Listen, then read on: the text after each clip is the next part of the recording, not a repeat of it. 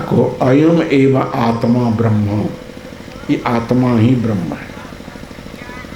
ये बोल जट की सत्ता में वाणी रही है वही ईश्वर है। भटकने से बचा लेंगे संत आपको।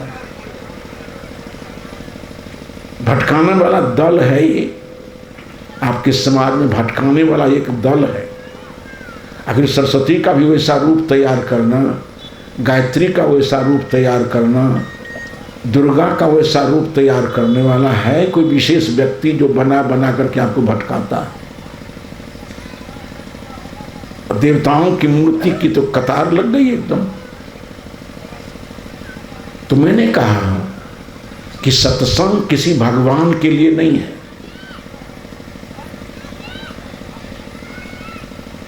इंसान के लिए सत्संग है। क्योंकि विकार इंसान में आया है।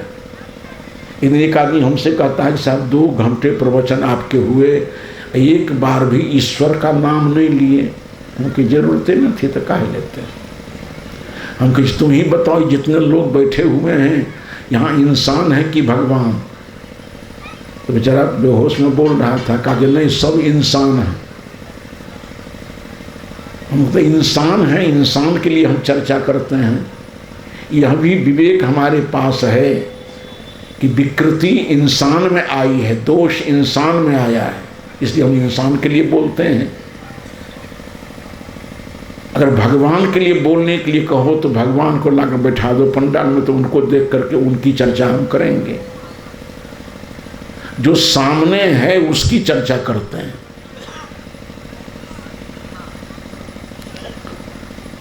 आज गड़बड़ी आई है तो इंसान में आई है, भगवान में गड़बड़ी नहीं आई है, बल्कि ये कहो कि इस आत्मा से अलग भगवान है ये नहीं है। एक हमारे यहाँ महात्मा थे, उनको लोगों ने पूछा कि साहब ईश्वर नाकार है कि साकार है? एकदम प्रेजेंस ऑफ माइंड, जो जैसे प्रश्न आया तुरंत उत्तर देने की कैपेसिटी उनके पास। किसी ने पूछा कि साहब ईश्वर साकार है कि निराकार? कहा कि बहुत समय लेगा हमारा ये। उन्होंने कहा ईश्वर साकार है न निराकार है? कहा तब करके ईश्वर बेकार है। व्यर्थ के उसके माथा पच्ची कर रहे हो। इस आत्मा को ईश्वर मान लेने में तुमको आपत्ति क्या है? इस आत्मा को ईश्वर मानो, इस आत्मा को प्रभु मानो, इस आत्मा को परमात्मा मानो, सभी साथ देंगे। भगवान कृष्ण की गीता भी साथ देगी। परमात्मेति चाप्युक्तो देहेस्मिन् पुरुषः परः। इसी शरीर में जो पर पुरुष है, सारे विकार नष्ट हो जाने पर, सारे विकार और मान्यताओं के बोझ गिर जाने पर यही ईश्वर हो जाता है, यही आत्मा विशेष परमात्मा हो जाता है। इससे अलग परमात्मा नहीं है। साफ 2 टूक कहना चाहिए। तो मैंने कहा कि सत्संग ईश्वर के लिए नहीं है, किसी देवी देव के लिए नहीं है। सत्संग है केवल इस इंसान के लिए, भाई बहनों के लिए। झगड़ा करते आप हैं कि ईश्वर झगड़ा करता है? अच्छा, ये पंडाल में बैठते बैठ कर उठ कर चल दीजिएगा तो किसी के चप्पल पहनकर चले जाते हैं। भगवान ही कर रहा है कि आप कर रहा है? विकृति आदमी के अंदर आई है, इसलिए आदमी के लिए सत्संग होना चाहिए। जितने हमारे संत गुरुजन बोले, गायक लोग भजन गावे तो आकाश पाताल के भजन नहीं गाए, धरती का भजन।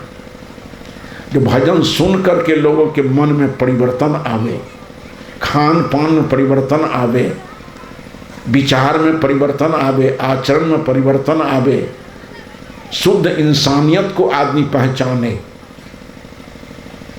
कम समय में बहुत बढ़िया विचार आपके सामने श्री अभय जी ने रखा। इस सत्संग मंच तो कलाकार है,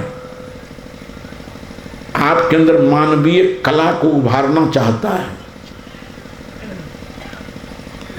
वो कला 2 ही है, निर्भार और निर्विकार।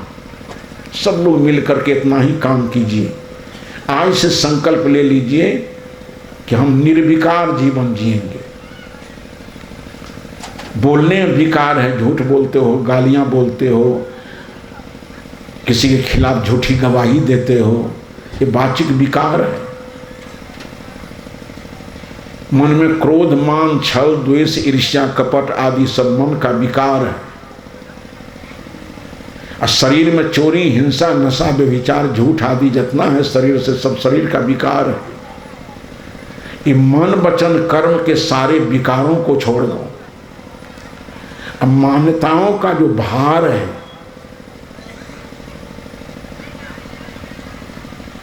बहुत लोग तो बोझ को उठा करके रख दिया है कि बहुत दिन भरोसा के लिए न कुछ मेरा सह जाए वाला, थक गया आदमी। तो मान्यताओं का भार, आत्मा से अलग किसी की मानंदी नहीं करना है। दृढ़ ज्ञान आपके पास हो कि आत्मा ही परम तत्व है, आत्मा ही शुद्ध रूप में परमात्मा है। भगवान कृष्ण ने कहा परमात्मेति चाप्युक्तो देहेस्मिन् पुरुषः परः, अस्मिन् देहे जह परः पुरुषः सैव परमात्मा। आत्मा ही परमात्मा हो जाता है, जीव ही शिव हो जाता है। स्वरूप में शिव अलग नहीं, जीव अलग नहीं है। इसको गहराई से समझने का प्रयास करना चाहिए। तो मैंने ये कुछ चर्चाएं आपके सामने की, अधूरी अधूरी बातें रह जाती हैं, उदाहरण अधूरे रह जाते हैं, बोल नहीं सकता, भूल जाता है। 15-20 दिन के अंदर ये घटना हमारे साथ घट रही है। 25 वर्ष 30 वर्ष पहले जब भी किसी शास्त्र को देखा, अब प्रवचन करने देने हम बैठते थे तो 25 वर्ष की बात सामने आकर खड़ी हो जाती थी, हमको ढूंढना नहीं पड़ता था। ये 15-20 दिनों से कुछ ऐसी स्थिति हमारी है। साथ में सब लोग हैं, हम पूछते हैं क्या नाम है तुम्हारा, नाम भूल जाते हैं। ये विस्मरण कुछ आया है ये 15-20 दिनों के अंदर। देखें ठीक हो तो ठीक, नहीं हो सब कुछ बिसर जाए, वही फायदा है। बिसर जाए सब कुछ तो झंझटे खत्म। ये कुछ कमजोरी हो गई है, इसलिए आधी आधी बातें कहीं रह जाती है, शब्दों की व्युत्पत्ति करने में उल्टा पुल्टा हो जाता है। तो मैंने थोड़ी चर्चा आपके सामने की कि सत्संग का सीधा संबंध सत्संग में बैठे भाई बहनों के जीवन से हो। ठीक है, सत्संग इंसान के लिए होता है, गड़बड़ी इंसान में आई है। आदमी को निर्विकार होना चाहिए। लेकिन हम कभी नदी की प्रशंसा करने में, कभी किसी नाम की प्रशंसा करने में लंबा समय बिता देते हैं जिसका लाभ कुछ नहीं होता है। कितनी ही प्रशंसा परमात्मा को रही से इंसान को क्या लाभ हो जाएगा। किसी देवी देव की प्रार्थना करो तो से हम जीव जगत को क्या लाभ हो जाएगा। इसलिए सत्संग उसे कहते हैं जो सीधा सामने बैठे इंसान के दिमाग से इस प्रवचन की बातों का संबंध हो। हम जो कुछ भी बोलते हैं, जो कुछ भी गाते हैं, सुनने वालों के दिमाग से उसका संबंध हो। बदलना ही समाज को है। गड़बड़ी समाज में आई है, विकार समाज के अंदर आया है, मान्यताओं का बोझ संसार जीवात्मा मनुष्य के इंसान के अंदर आया है।